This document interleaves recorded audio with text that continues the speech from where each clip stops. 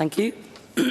The final item of business this evening is a members' business debate on motion 17933 in the name of Bill Kidd on ongoing crisis in Gaza.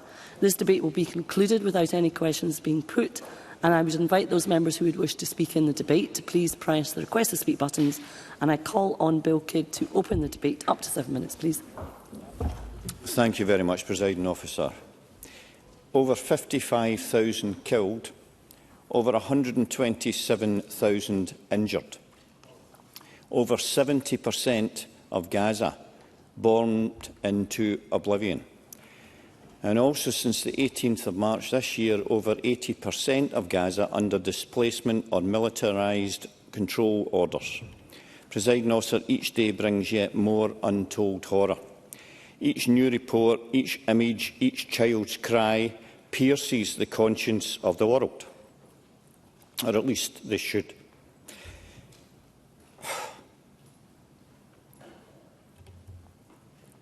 My heart goes out, as must all our hearts, to those directly affected, to those in Gaza enduring unimaginable suffering, to the families of hostages and victims, and also to those here in Scotland who feel this pain deeply and personally.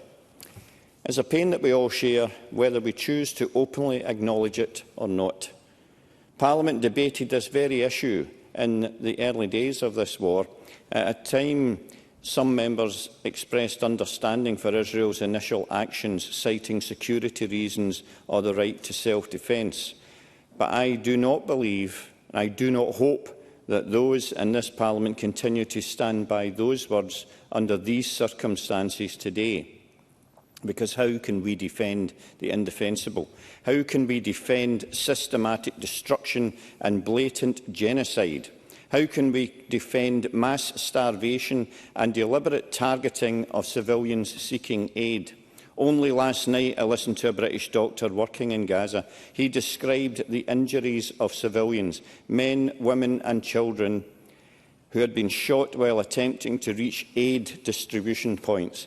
He said these injuries could only have been inflicted on those lying face down in the sand, those cowering in fear, unarmed, seeking food. These were people desperate to live, and what they found instead was a firing line, a shooting gallery. This is not just indiscriminate, it's not just inhumane. It's a direct affront to every humanitarian principle we claim to uphold in the international order. And yet, where is the outrage? Where are the sanctions? Where indeed is any action?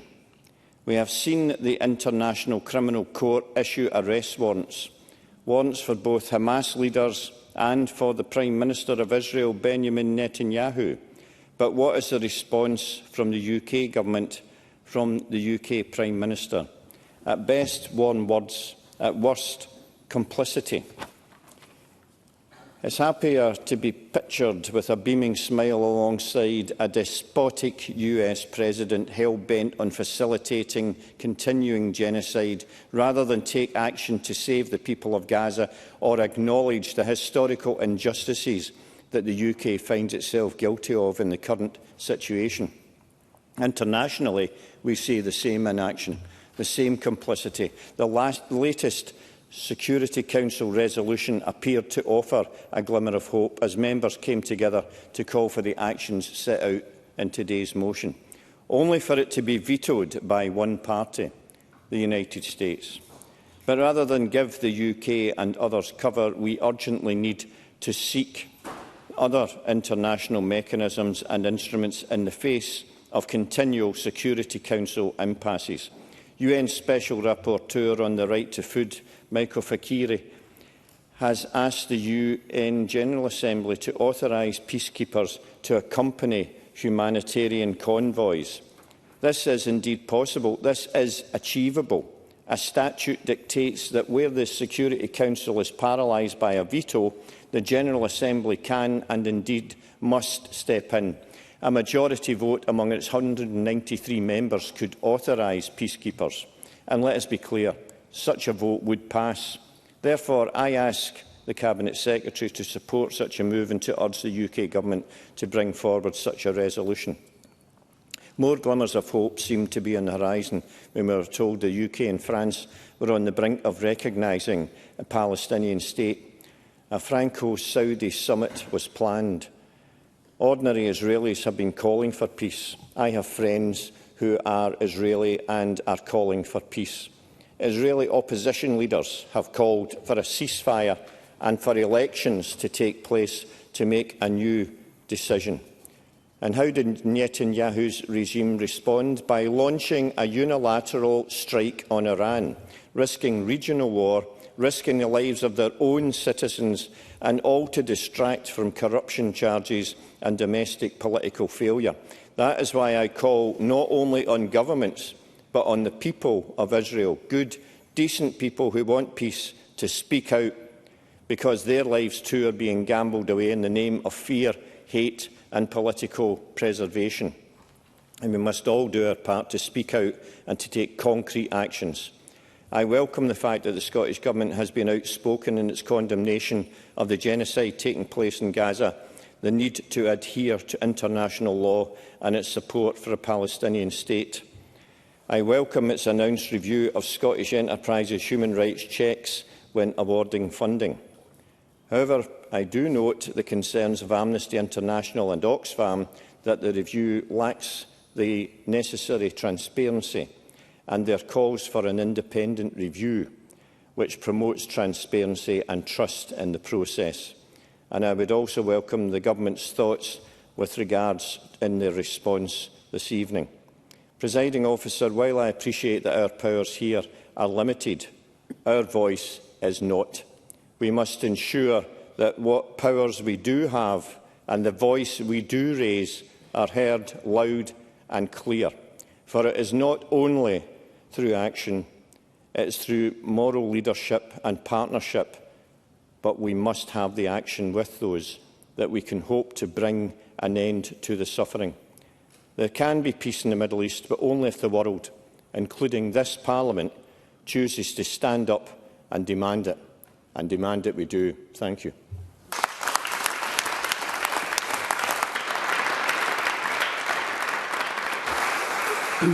Thank you, Mr Kidd.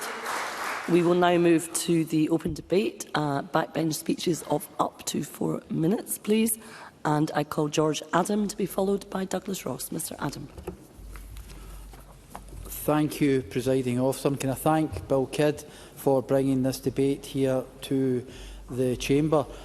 Presiding Officer, I won't stand here and give you some polished parliamentary line. I very rarely do. I tend to speak from the heart and tell you how I feel. And this isn't about grandstanding in this issue. It's about what's right. What's happening in Gaza just now is a humanitarian disaster. And we can't just turn away from this. Since October last year, as Bill Kidd has already said, over 55,000 Palestinians have been killed. And I've said killed because the vast majority of these are civilians. Tens of thousands of those are women and children. Just think about that for a second. Mums, babies, toddlers, gone. Whole families wiped out, and still, every single day, people dying. In 2025 alone, on average, 10 children have been killed every single day. Just this past week, 40 more people were shot dead at distribution sites for aid, many of them women and children again. This is not accidental. That is not collateral. This is collective punishment, and it has to stop. This genocide has to stop. Now, back home in Paisley, we've seen the strength of our community come together, and I've been proud to speak at just about every single Paisley for Palestine demonstration. People from all walks of life have come together, families, faith groups, young people, to stand for humanity, for justice and for peace. And let me say this loud and clear, these are not fringe voices. These are not individuals, the usual suspects that turn up at various campaigns that we all do. These are the values of the people I represent in Paisley, and they're the values of people we represent in our communities. And they're saying that we should all be saying, enough is enough. We need a full and immediate ceasefire. We need all hostages released safely, and we need humanitarian aid, food, water, fuel, medicine to be allowed without delay, without conditions and without political games. And let's not kid ourselves that this will just fix itself, because there is no future, no peace without justice. And that justice means recognising the right of the Palestinian people to live in safety, with dignity and with self-determination. And that means recognising a sovereign Palestinian state, not as some token gesture, but as a foundation for lasting peace. I'm standing here today because I've seen pain, I've heard from my constituents, and I know what they expect from this Parliament. They want us to care, they want us to act. They want us to speak up, not just in sympathy, but in solidarity for those that are suffering in Gaza. We can't undo the lives that have been lost, but we can stand up now and make sure we do everything in our power to stop any more being taken. Presiding Officer, let's be on the right side of history in this. Let's be human and let's be bold. We must support and stop the suffering of those in Gaza. This cannot be allowed to continue.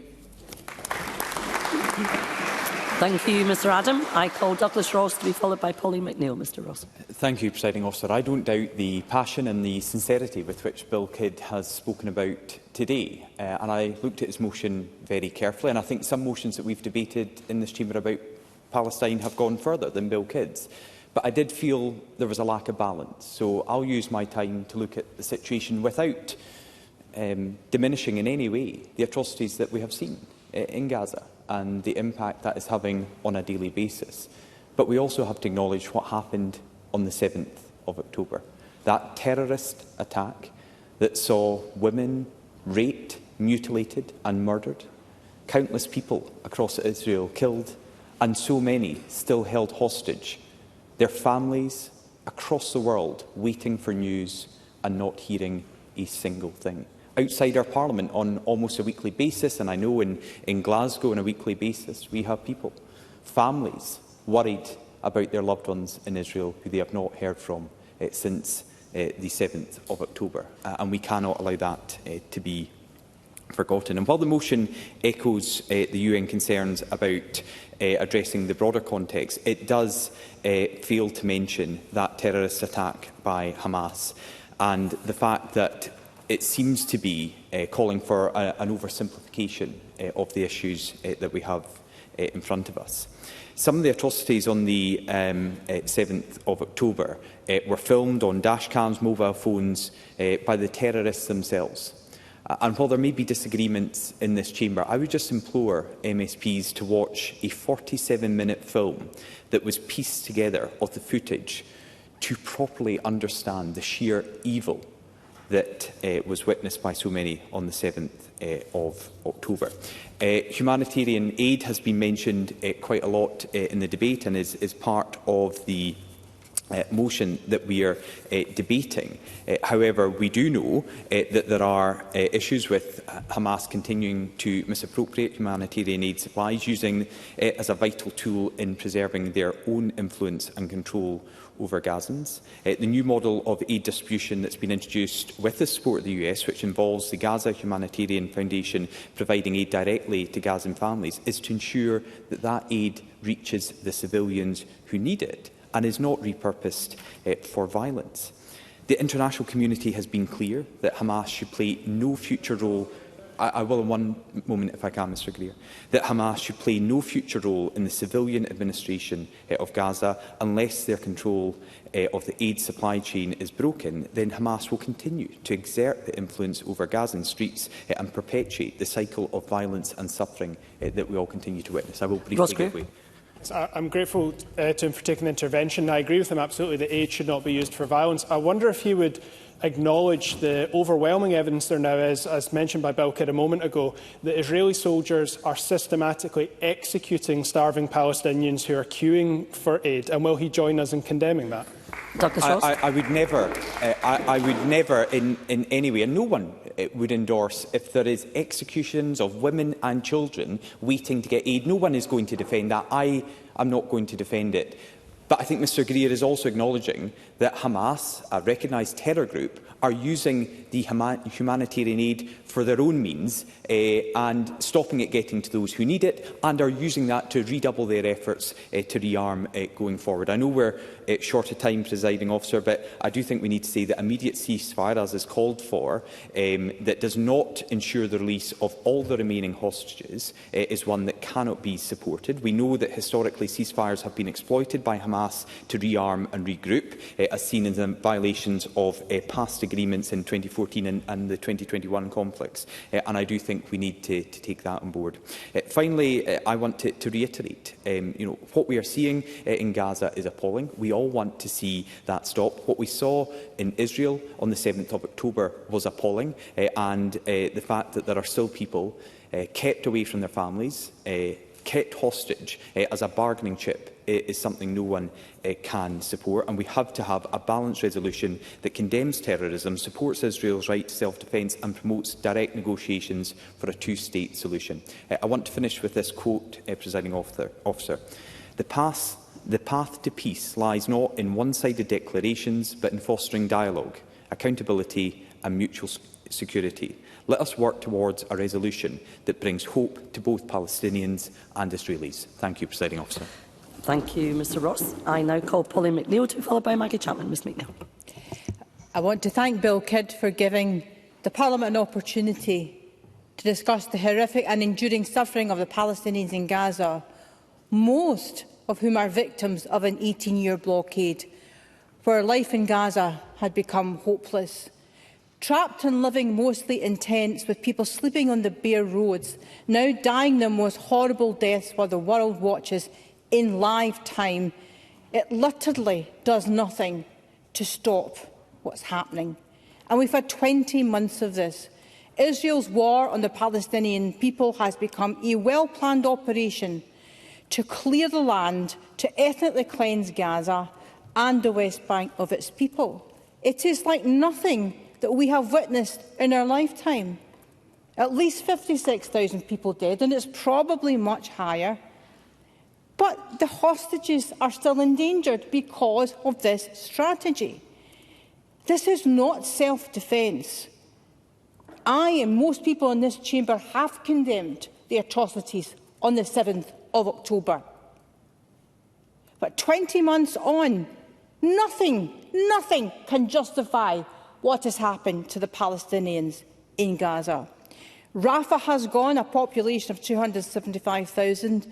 Jubalia has 56,000 residents, all gone. Beit Lahia, 108,000. Ruins. Israel stands out as being amongst the most extreme war cases in modern history right now. But there have been many brave people, too many to mention, who have been witnesses to this genocide, risking their own lives to save other people. Dr Victoria Rose served months in Gaza, more than once. So she talks of a 3-month blockade of food. 3 months Israel deliberately blocked food from going into the Gaza Strip. She talks of the children whose muscles are wasting, the loss of fats, lacks of essential nutrients not healing, immune systems and infections, and there's been no medical aid since the 2nd of March. Hospitals have run out of 47% of all the drugs. Antibiotics they have are not the ones that they need. But why are no journalists allowed into Gaza to report any of this? But the ones that are reporting are already 200 of them dead, and we're losing count. Who has not cried at these scenes? Gaza's completely on fire. It's flattened. Its children are under the rubble with no adequate equipment to rescue them. It's unforgivable. But crying does nothing to stop this. My dear friends, Ahmed Al-Najjar and Dr Kamis Alessi messaged me most days from Gaza, and they say that the fire and the bombs are relentless. Every hour of every day they cannot sleep, and they all know that one time it's going to be them. Nasser Hospital has been forced to transport wounded people in public transport. If you want to imagine the unimaginable, we're seeing it in Gaza right now. The speed and the scale of these bombs are the most powerful in the world, the most powerful weaponry against the poorest women and children. It isn't just about the actions of one government, it's about the actions of the whole of the European governments and what they are doing to stop this genocide. The Labour government suspended 30 arms export licences, and that is important, but we need to go further.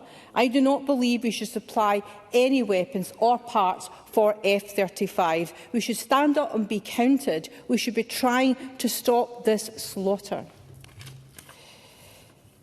The future of the region, in fact, depends on it. If you believe in peace in the region, then we have to stop what's happening in Gaza.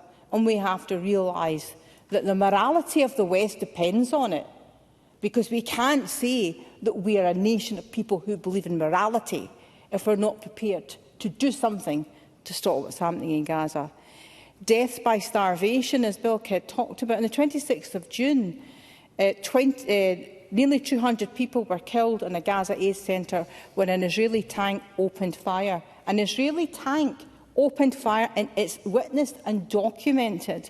An International Committee of the Red Cross said on Monday in its field hospital in Gaza had received 200 patients, marking the highest number received. So, at least before these aid distribution centres were set up, people were at least being fed. But since they were set up, they're not being fed, and children going to get a bag of flour to feed their family are risking their lives. The deliberate starvation of a population is a war crime. But to kill them whilst they're risking their lives to get food aid is beyond that even. Words are not enough, only actions count here. There are clear breaches of international law on several counts. And Israel, as the occupier, does have an obligation to the people of which it's responsible for, but it hasn't taken those responsibilities seriously. Presiding Officer, the world can clearly see that it is a bid to destroy an entire people, and anyone who doesn't see that is not watching closely enough. But ask yourself this: what platform are you using to stop it? Ordinary Israelis and significant Israeli figures know that the future of Israel actually depends on stopping Netanyahu doing this. They believe in their country, and they therefore believe that it's time to join forces with everybody else in the world who wants to stop this. But we as politicians must stand up and be counted, because we will be asked by our children, by our grandchildren, when they see the horrors of what happened in these last 20 months, they will ask us, what did you do to stop the genocide? What did you do to promote peace in the region of the Middle East? And I, for one, have always said that I want peace for Israelis, security for Israel, but I want a sovereign, independent Palestinian state. I demand justice for the Palestinians.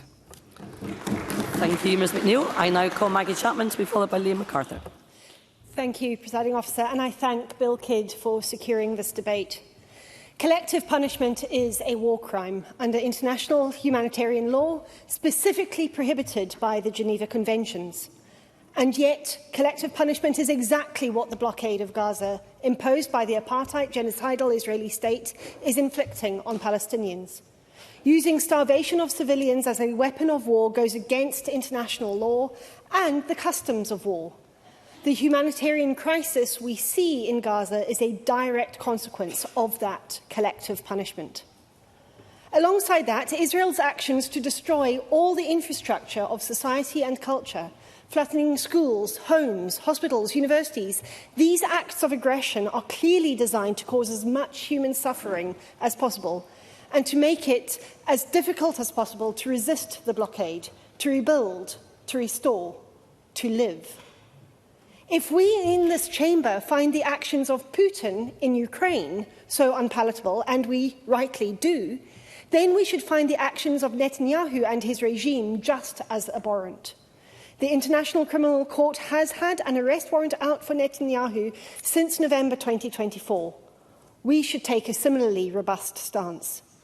And we should be doing whatever we can to ensure that Netanyahu and others responsible for these atrocities are held to account, that the blockade is lifted, and that unhindered humanitarian access across Gaza is supported and encouraged.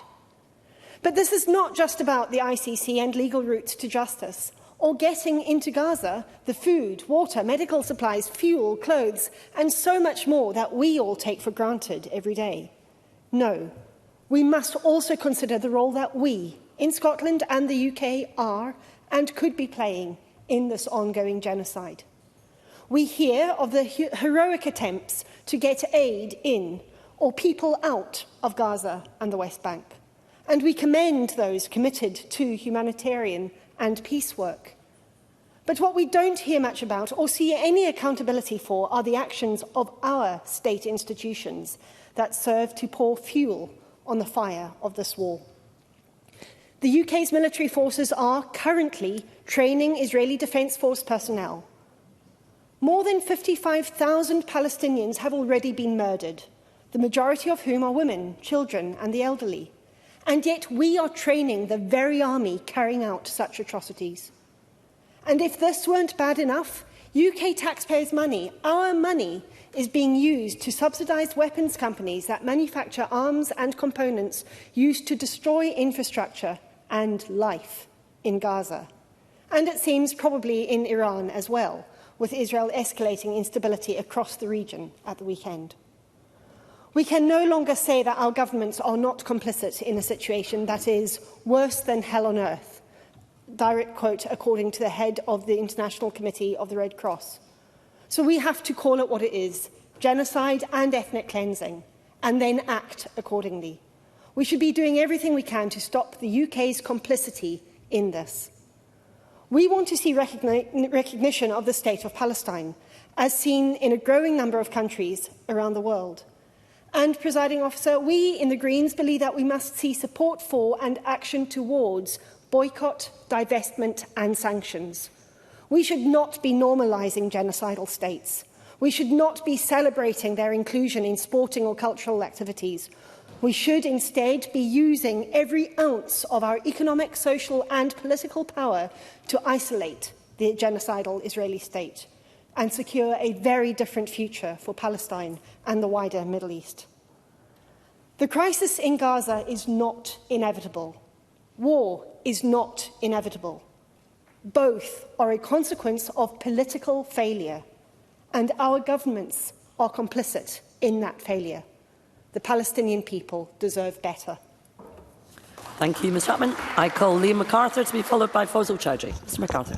Thank you, Presiding Officer. Can I also pay tribute to Bill Kidd for his commitment on this issue and thank him for providing this opportunity for a debate. I mean, however inadequate words may feel in light of the horrific events we are debating this evening, I think that debate is an important one. Since the barbaric attacks and terror inflicted on innocent Israeli citizens by Hamas on 7 October 2023, the situation in Gaza has lurched from one indescribable horror to another. The blockade of aid into Gaza by Israel, which began over 100 days ago and which is yet to be properly lifted, is, however, causing truly unconscionable levels of suffering. Men, women and children are being slowly starved while Israel's military offensive continues. In that context, debates and votes in this or indeed the UK Parliament will not trigger the action required to end the humanitarian atrocities we are seeing unfold.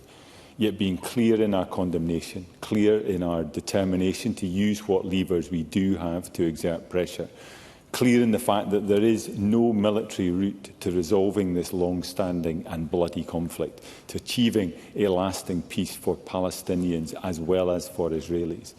Only a diplomatic one. These are important, insufficient but nonetheless important signals that we can and must continue to send to the Netanyahu regime. And that regime seems increasingly out of control, impervious to the pleas of allies, unfettered by international law and hell-bent on escalation driven by the most extreme elements in that government. Of course, we must continue to condemn the 7th October attacks, but condemn too the violence and inhumanity unleashed on innocent Gazans at the cost of over 55,000 lives and the devastation of hundreds of thousands more. The UN has made clear the entire population of Gaza is at critical risk of famine while this blockade continues. Meanwhile, Palestinians are being killed as they attempt to collect food. The UN is right. Hunger must never be met with bullets. Targeting aid distribution centres and humanitarian workers not only deprives Gazans of access to the basic means of survival, it is undeniably inhumane. As media and political attention inevitably perhaps turns to the blows Israel and Iran rain down on each other, what is happening in Gaza cannot be allowed to fade from public view or consciousness. Not in the face of famine and what many argue is genocide. In response, Liberal Democrats believe the export of arms to Israel must be halted, the State of Palestine must be recognised, sanctions should be applied more rigorously. And Amnesty International point also to the role the Scottish Government can play. Scottish enterprise funding, for example, must be subject to robust human rights checks with no links to ongoing conflict in Gaza. Presiding Officer, it's often too easy to be numbed to the human aspect amidst the headlines of this war. But as it rages on, the women and children of Gaza are dying in their thousands, homes are being destroyed and families torn apart. As a nation, we must remain resolute in our commitment to support and facilitate efforts to bring an end to this grotesque suffering.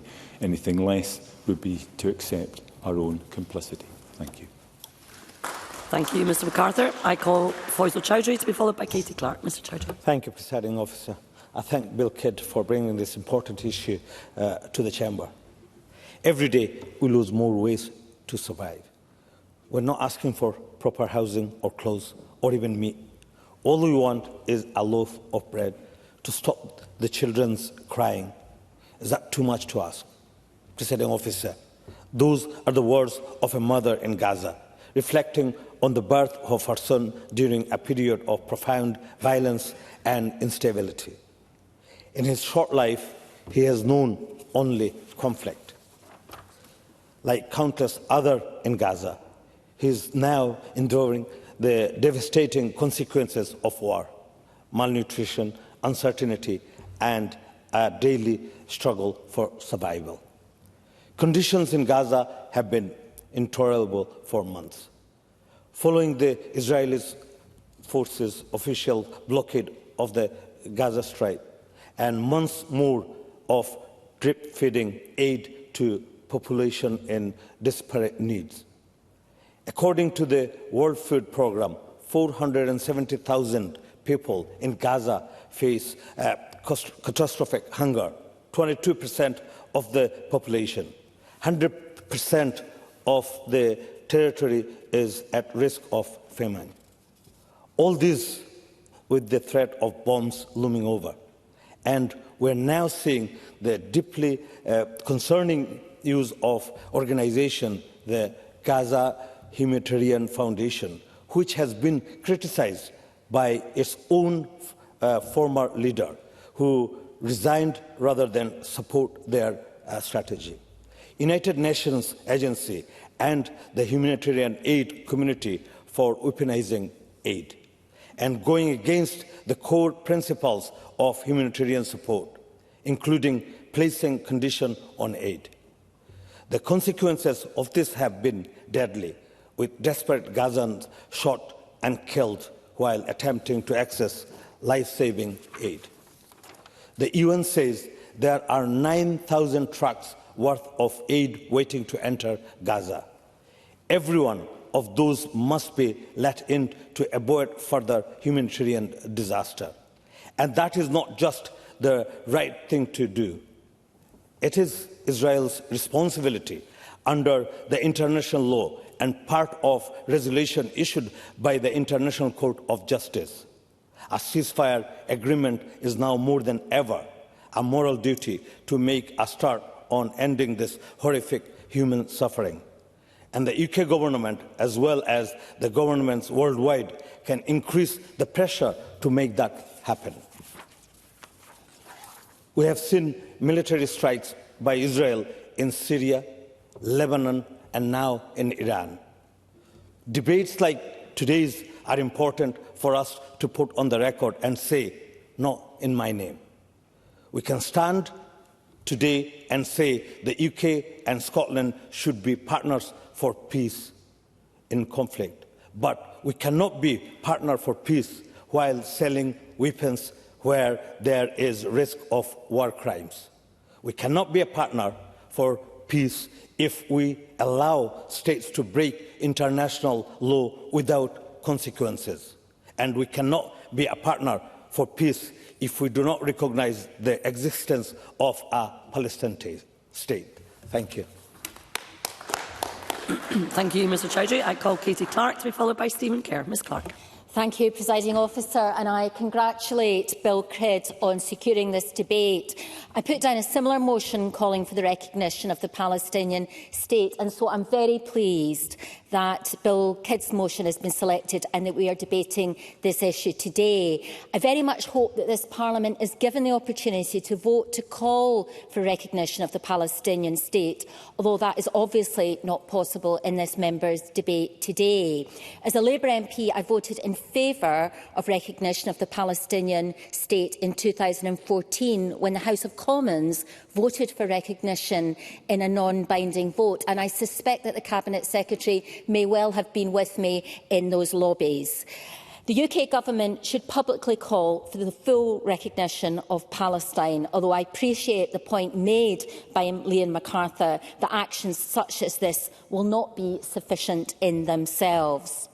Like many members across this chamber, I receive emails from constituents on an almost daily basis expressing horror at the Israeli government's treatment of civilians in Palestine. Since the 7th of October 2023, Israel has carried out indiscriminate attacks on Gaza, with the displacement of Palestinians from their homes through land grabs and demolition, and the horror of the scenes of carnage, mutilation and death that we see so often on our TV screens. Both Pauline McNeill and Bill Kidd have said that at least 56,000 Palestinians have been killed by Israeli military offensives, and some estimates are considerably higher. And over 14,000 people are said to be missing or presumed dead. It has now been over 15 weeks since Israel imposed a complete blockade on vital aid and supplies, which amounts to collective punishment and the use of starvation as a method of war against the population of Gaza. The World Health Organization has warned of the permanent impact of hunger on a generation of people in Gaza. Israel's coordinated attacks on and near hospitals have pushed Gaza's healthcare system to the brink of total collapse. And we are far beyond the early days where there was denial that hospitals were being targeted. Israel's aggression on Gaza, in direct violation of international law and of the International Court of Justice, has left many Palestinians in Gaza with families across the world stranded without any safe or viable path to reunite with their loved ones, perpetuating the cycle of trauma faced by those individuals. Pathways to family reunification with relatives in the UK, for example, involve restrictive criteria, prolonged waits and hefty fees. But this is the kind of issue that Britain could do more on. As of 24 March 2024, 2 Palestinians had died whilst waiting for the Home Office to decide their applications. And I therefore would like to use this debate today to highlight the calls of the Gaza Families Reunited campaign for the immediate implementation of a Gaza family scheme to enable Palestinians to reunite with their loved ones in the UK. Provisions under this scheme would involve deferring biometric enrolment until family members arrive in the UK and require the Foreign Office to provide consular assistance to people accessing help. Importantly, this would not negate the Palestinians' right to return, but upholds it by seeking to protect the lives of those in need now.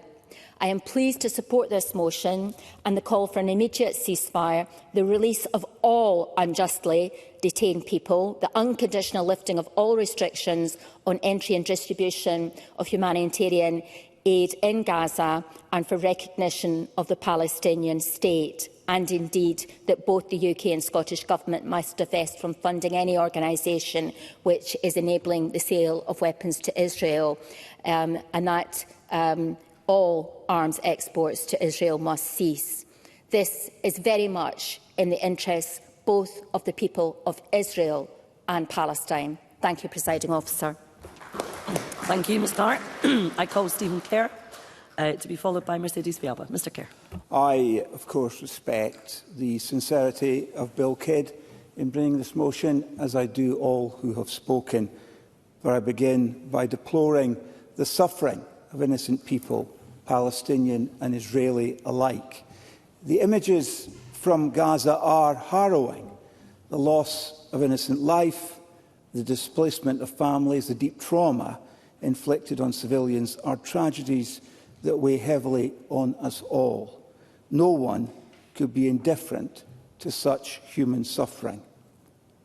But let me be absolutely clear. I do support the right of the State of Israel to defend itself from terrorism.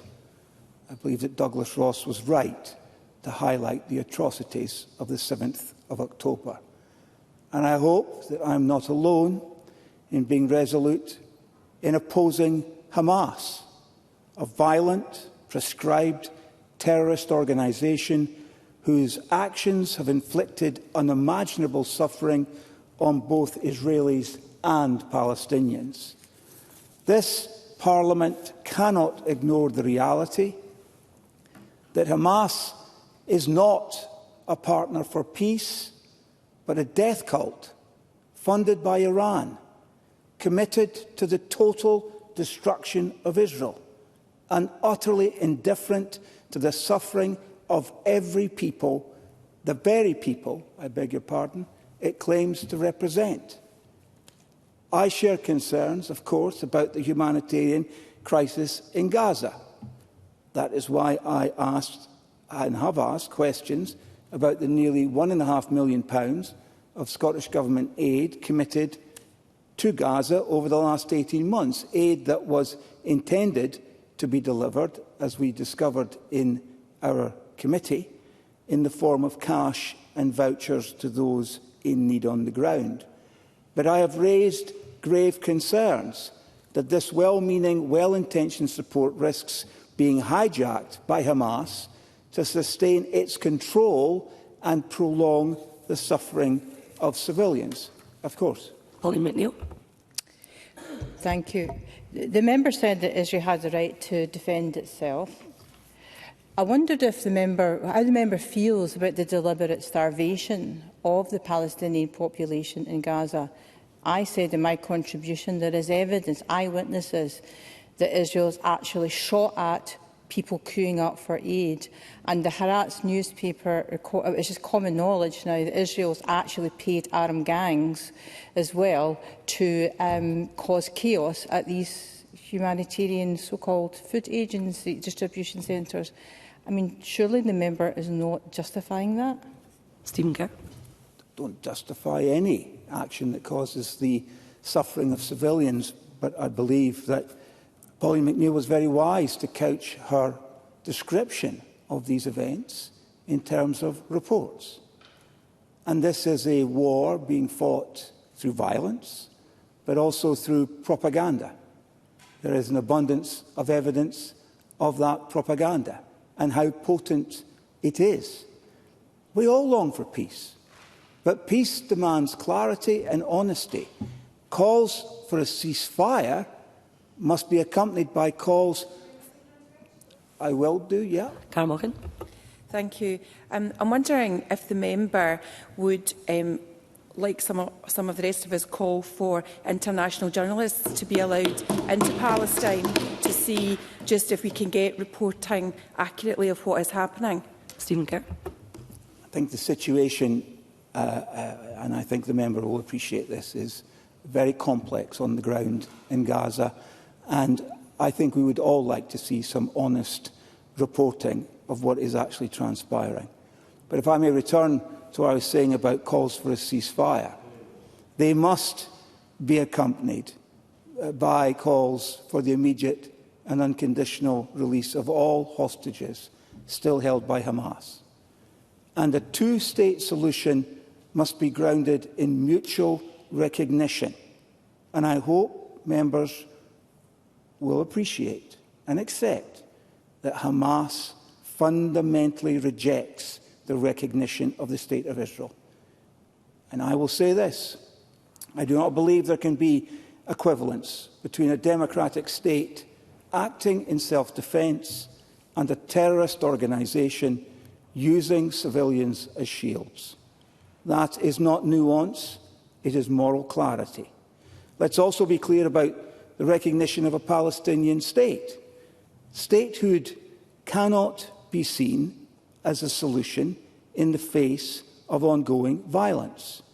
It must be the outcome of a genuine peace process, one that begins with the rejection of terror and the embrace of coexistence. Presiding Officer, until such time as Hamas is disarmed and dismantled, and until Palestinian leadership is willing to live in peace alongside Israel, lasting peace in the Middle East, I'm sorry to say, would appear to remain tragically out of reach. Thank you, Mr Kerr. Before I call the next speaker, I would advise members that due to the number of members who still wish to speak in this debate, I am minded to accept a motion without notice under Rule 8.14.3 to extend the debate by up to 30 minutes. I now invite Bill Kidd to move a motion without notice. I move, Presiding Officer. Thank you, Mr Kidd. The question is that the debate be extended by up to 30 minutes. Are we all agreed? That is agreed. I now call Mercedes Villalba to be followed by Ross Greer. Ms Villalba. Thank you, Presiding Officer. In Shahada Street in Al Khalil, the occupation has segregated Palestinians from illegal settlements for 2 decades. What was once a central thoroughfare, a hive of commercial activity, the Barras of the city, is now described as a ghost town. Military checkpoints deny Palestinian residents free movement in their home city. Children queue in metal cages to reach their destinations: school, the grocery store, or simply home. Ordinary, peaceful activities. That's why every year since 2010, Youth Against Settlements have campaigned to open Shahada Street, to end the closures in the city and to end the military occupation of Palestine. Shahada Street is but one example of the indignity facing Palestinians every day, because for over 100 years, a war has been waged on the Palestinian people. Not over religion or politics or self-defence, but over land. And in the pursuit of a land without a people, for a people without a land, there was just one problem. The land had and has a people, the Palestinians. Presiding Officer, what we are witnessing in Gaza, the catastrophic humanitarian situation, the deliberate withholding of food by Israel, the 500,000 people in acute malnutrition, one of the world's worst hunger crises unfolding in real time. In short, the genocide against Palestinians. It isn't accidental. It isn't collateral damage. It is by design. We know this because the Israeli government told us. 9th of October 2023, Yoav Gallant, Minister of Defence, quote, "I have ordered a complete siege on the Gaza Strip. There will be no electricity, no food, no fuel. Everything is closed. We are fighting human animals and we are acting accordingly." The International Criminal Court has issued a warrant for his arrest. 17th of November 2023, Benjamin Netanyahu, Prime Minister, quote, "It is necessary to make cultural changes in Gaza, such as in Japan and Germany following World War II.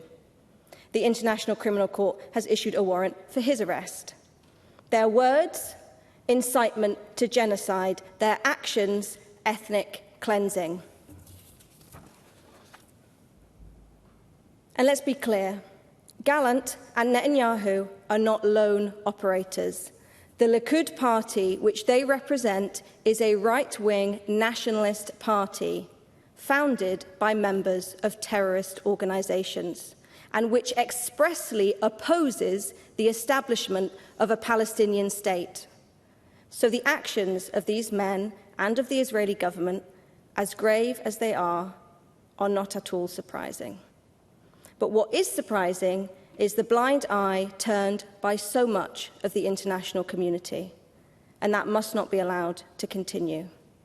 The UK government must immediately suspend all UK arms exports to Israel, and the Scottish Government must ensure that no public money is awarded to companies manufacturing and supplying arms and their components to Israel. But whether our governments act will come down to the people, as it always does, through the votes we cast, through the voices we raise, and through the choices we make. Together, we can turn the tide. Thank you. Thank you, Ms Villalba. I now call Ross Greer to be followed by Carol Mockin. Mr Greer. Thank you, Presiding Officer, and can I thank Bill Kidd not just for bringing this motion but for his lifelong commitment to peace and justice. His is a voice that I think this Parliament will sorely miss come next May. Presiding Officer, I want to ask Israel's defenders how they can sleep at night. I want to ask that question of those who 2 years ago condemned those of us who pointed out that Israel had bombed a hospital in Gaza. Where are those voices now? That every single hospital in Gaza has been almost completely destroyed. That hundreds, if not thousands, of doctors, nurses and other hospital staff have been murdered by Israeli forces. Where are those who denied that Israel would ever possibly target Palestinian children, now that we have the testimonials of surgeon after surgeon who say that all they do all day is operate on children 5, 6, 7 years old with single gunshot wounds to the head, execution shots by Israeli soldiers? Where are those who denied that Israel would ever possibly massacre paramedics, now that the mass grave of 15 Palestinian paramedics was found buried with their ambulances in an attempt to cover up that crime? And of course, when Israel was caught, they described this massacre as a professional error. And by the way, they murdered the 12-year-old boy who witnessed that massacre as well. I can think of no other word than twisted to condemn the Israelis who point out the Iranian airstrikes on civilian infrastructure in Israel and say we would never possibly do that. That's the difference between democratic Israel and tyrannical Iran. How can they say that after 2 years of systematic slaughter of civilians in Gaza and in the West Bank? How can they say that after 80 years of occupation, 80 years of the systematic murder with impunity and without consequence of Palestinian civilians? Yes, some, not all, but some of Israel's airstrikes in Iran were indeed highly targeted at military officials. But all that does is prove the point that the mass slaughter of Palestinians is a choice. It is not collateral damage. Israel is choosing to deliberately kill tens of thousands of Palestinians. I can't wait for the Iranian people to overthrow their regime and live in freedom. But let's compare Iran with Israel. Iran has no nuclear weapons, and according to American estimates, they're at least 3 years away from developing one. Iran allows international observers in to verify that in their nuclear facilities, and Iran agreed to a treaty to prevent it from developing nuclear weapons. Israel, on the other hand, does have nuclear weapons. Israel developed those nuclear weapons in an agreement in a partnership with apartheid South Africa. Israel denies that it has those weapons, and it will not allow international observers in to verify that. Day after day, we see more starving people lining up desperately, being herded into cages for something to eat, and who are then being shot, being executed at aid points. And Britain is complicit in this. Britain has never stopped the arms sales to Israel throughout this slaughter. Britain has never stopped the RAF flights over Gaza and the passing of that intelligence gathered to the Israeli military. Britain has never stopped trading with Israel's illegal settlements in the West Bank. And Britain has only just sanctioned two ministers in the Israeli government. Not the Prime Minister, not the Defence Minister, not the President, not the Foreign Secretary, not a single military official sanctioned. And now we have the news that the British military is training the murderers of the Israeli occupation force. I'm always deeply reluctant to use the word Holocaust. I never want to diminish the unique evil of the Holocaust. But what else can we call this other than a Holocaust of the Palestinian people? Every year with unanimity, we remember the victims of genocide. We say never forget and never again. But so many of those who say that with us are now passive or even active supporters of this genocide. And if you've ever asked yourself, what would you have done then to prevent history's worst atrocities? It is whatever you are doing now. And what the UK can do is end all arms sales to Israel, end intelligence sharing with the Israeli military, expel or better yet arrest rather than train the Israeli occupation force personnel who are here, and recognise the State of Palestine. The Scottish Government can stop giving public money to Israel's arms dealers, can ban the companies identified by the United Nations as complicit in the occupation from receiving a penny in grants or contracts here. And it can call for the same boycott of trade with Israel that it did with Russia. The ICC, the International Criminal Court Scotland Act of 2001, can be used to prosecute Israeli soldiers who return here, because be in no doubt that some of those committing these crimes in Palestine are from the UK. Presiding Officer, peace isn't just an end to violence, it's the presence of justice. And I pray that the perpetrators of this genocide face justice. But more than that, what I pray for more than anything else right now is that my Palestinian friends will simply be allowed to live. Thank you, Mr Creer. I now call Cara Mochan to be followed by Monica Lennon. Ms Mochan. Thank you, Presiding Officer.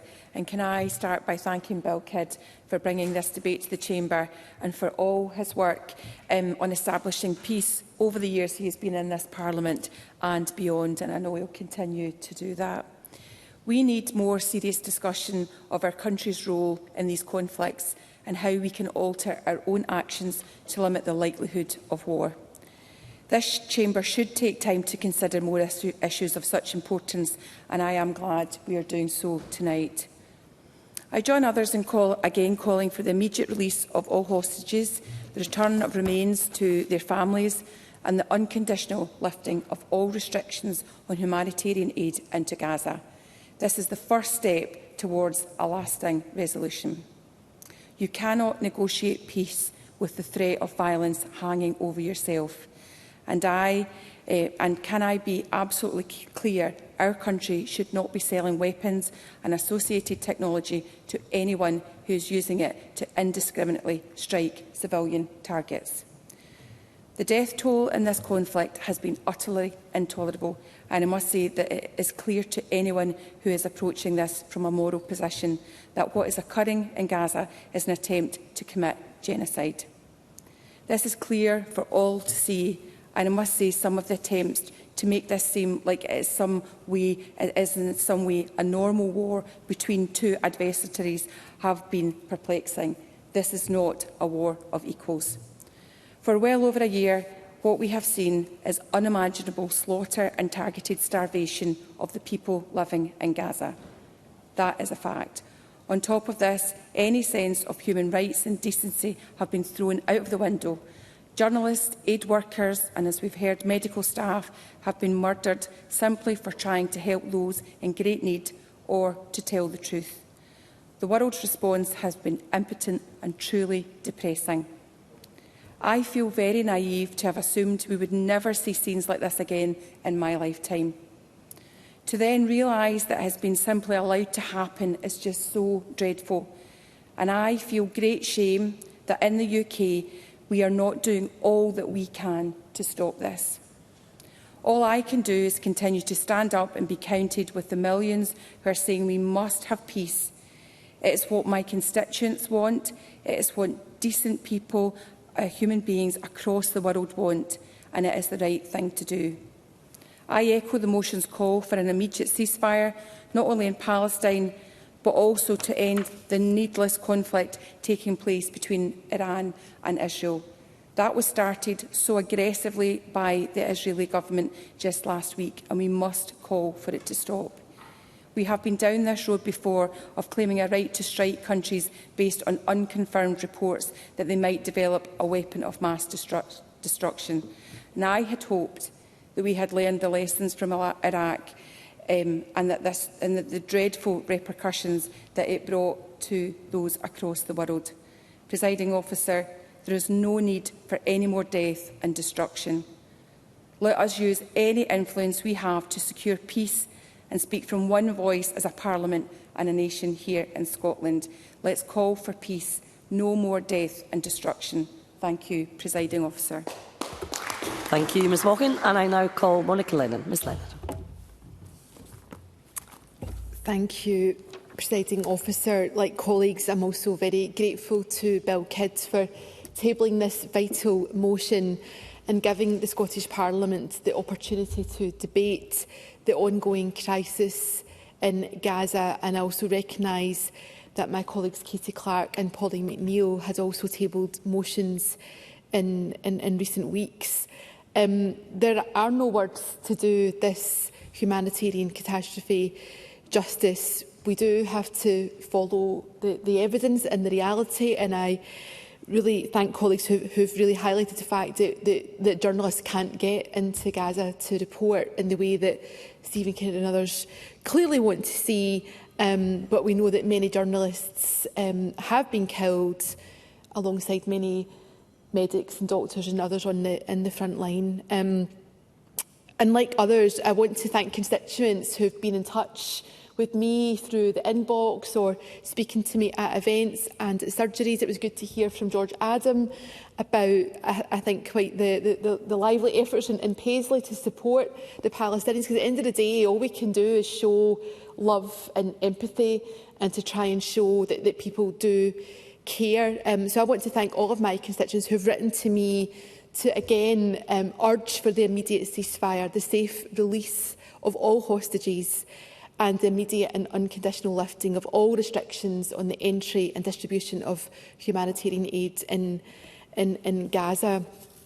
I was thinking back to an event that was hosted in the Parliament back in 2022. It was Jackie Bailey who organised it, and we had some guests from Medical Aid for Palestinians who were hosting some medics from Gaza and some of our doctors here in Scotland and other clinicians who've been working with teams out there to build capacity. And I was so impressed by what I was hearing at that event. And I also heard about MAP's work in supporting cross-party visits to Palestine. And I was interested in perhaps going on one of those trips.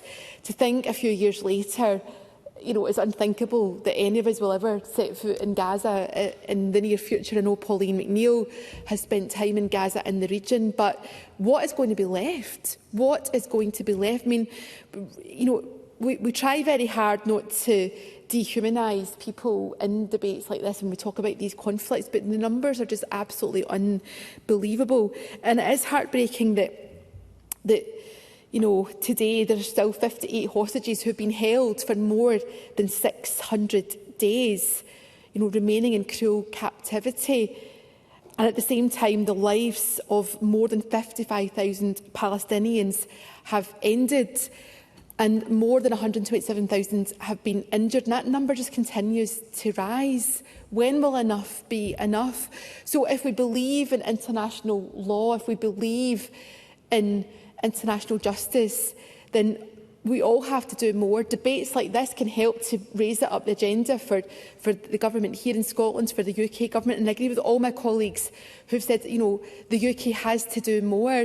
You know, this cannot be allowed to happen in our name. When I go home at night, my 18-year-old daughter speaks about Gaza every single day. We have a generation of young people in this country who are in utter disbelief.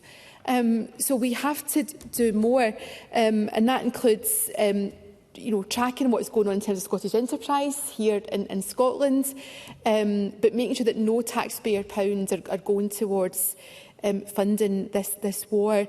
I just want to end, Presiding Officer, by saying, you know, what we are seeing in Gaza is genocide, but we are also witnessing an ecocide, and satellite imagery from the Kent State University has shown that nearly all of Gaza's crops, tree cover, grasslands have been damaged. 3 weeks ago, UN satellite imagery showed that less than 5% of Gaza's cropland remains available for cultivation. This further exacerbates the risk of famine. So I echo the remarks of other colleagues. We need justice for the Palestinians, both the people of Israel and the people of Palestine deserve a better future. They're not getting that from their current leaders. The world needs to act. We need to act now. Thank you, Ms Lennon. And I would now ask the Cabinet Secretary, Angus Robertson, to respond to the debate. Around 7 minutes, please. Thank you, Presiding Officer. And I thank Bill Kidd for securing this important debate. And I pay genuine tribute to all members who've spoken so powerfully today, right across the parties. Just last week, the United Nations Under-Secretary-General for Humanitarian Affairs and Emergency Relief Coordinator Tom Fletcher said, and I quote, "Attacks on civilians in Gaza, including the killing and injury of hungry people seeking food and those delivering aid, are unacceptable." A former UK ambassador to Lebanon and senior advisor to 2 UK Prime Ministers, Tom Fletcher understands intimately the responsibility of the international community towards the world's most vulnerable citizens. The Scottish Government condemns in the strongest terms the killings in Gaza of civilians who lost their lives while queuing for food, trying to get aid for their families. Gazans are faced with an impossible choice of risking death by starvation or death by gunfire. It is totally unacceptable, and it has to stop. The latest IPC assessment confirms the entire population of Gaza is facing high levels of acute food insecurity, with 500,000 people, 500,000 people, 1 in 5, facing starvation, and children under 5 at the highest risk. This situation is entirely man-made. It is entirely preventable. Israel's approach to delivering aid via private contractors has failed tragically. Israel's plan to entrust the distribution of aid in Gaza to private contractors contravenes humanitarian principles of humanity, neutrality, impartiality and independence. And the plan risks militarising aid and exacerbating inequalities. It is unconscionable that 2 million people are starving in the Gaza Strip while tons of food is being blocked at the border. Israel must now allow humanitarian agencies, including UNRWA, to conduct their life-saving work unimpeded and at scale. Presiding Officer, the Scottish Government has been consistent and forthright in calling for an immediate and sustained ceasefire. Israel, like any other country, has a right to protect itself and its citizens from terror, and the Scottish Government has repeatedly and unreservedly condemned the brutality of Hamas on the 7th of October 2023 and demanded the immediate and unconditional release of Israeli and other hostages. In exercising its right to defend itself, Israel must, however, abide by international humanitarian law, and Israel's military action has gone far beyond any legitimate response. We've been consistent in calling for unimpeded access for humanitarian aid into Gaza and for Israel to comply with international court rulings and for accountability for those responsible for atrocities wherever they occur.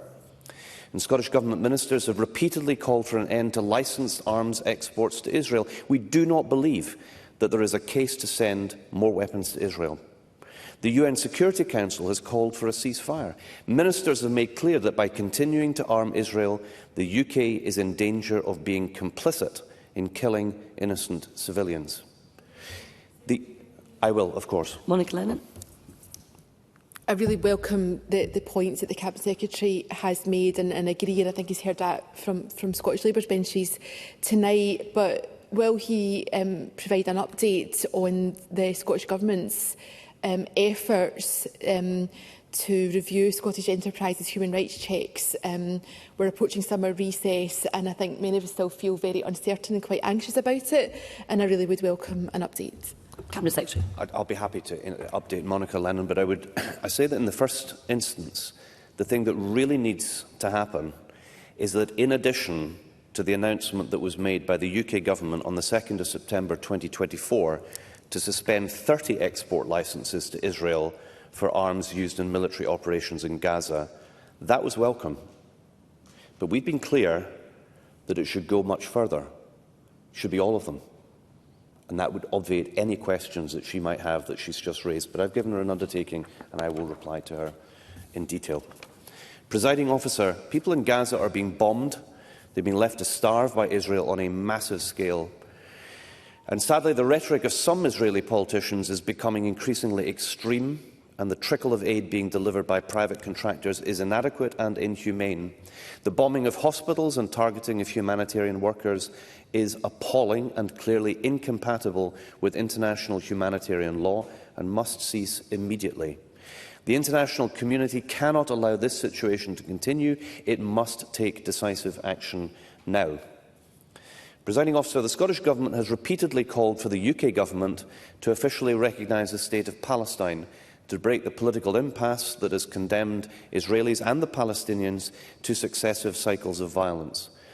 The First Minister called upon the UK to review its position following the welcome decision last year by Ireland, Norway, Spain and Slovenia to recognise the State of Palestine. They have joined over 140 other states in doing so. It is therefore regrettable that the UN conference on a two-state solution, which had been due to take place this week in New York under the co-chairmanship of France and Saudi Arabia, has been postponed given the growing international consensus around recognition. Recognition would offer hope to Palestinians that a just and a durable political solution is possible and would allow Israel and Gaza to move towards long-term peace and stability, which is in the interests of all. I made this position clear during a members' business debate in this Parliament on the 26th of June last year. I repeat that position today, and yes, Katie Clark was right to recall that we both voted for the recognition of Palestine in the House of Commons in 2014. Only a two-state solution will bring lasting peace where Palestinians and Israelis can live side by side in peace and security. I want to thank members for their measured and thoughtful contributions to the debate. We must amplify our voices in calling for immediate humanitarian support for the people of Gaza. And finally, Presiding Officer, today was the UK National Srebrenica Memorial Day ceremony, marking the 30th anniversary of the Srebrenica genocide. That memorial took place in St Paul's Cathedral in London earlier today. 50 years after the world said never again to the horrors of the Holocaust, a genocide took place on European soil against Bosnian Muslims. Now, 30 years on from the murder of thousands of unarmed men, women and children in Srebrenica, we are again forced to ask ourselves what we will do to actively do all in our power to end the horror in Gaza, and yes, that includes the release of all hostages. Doing nothing isn't an option, and the Scottish Government will work with parliamentarians of all parties to support a ceasefire, to end the suffering of Gazans, to release the hostages and secure a viable peace for both Palestine and the Israelis. Thank you, Cabinet Secretary. That concludes the debate, and I close this meeting.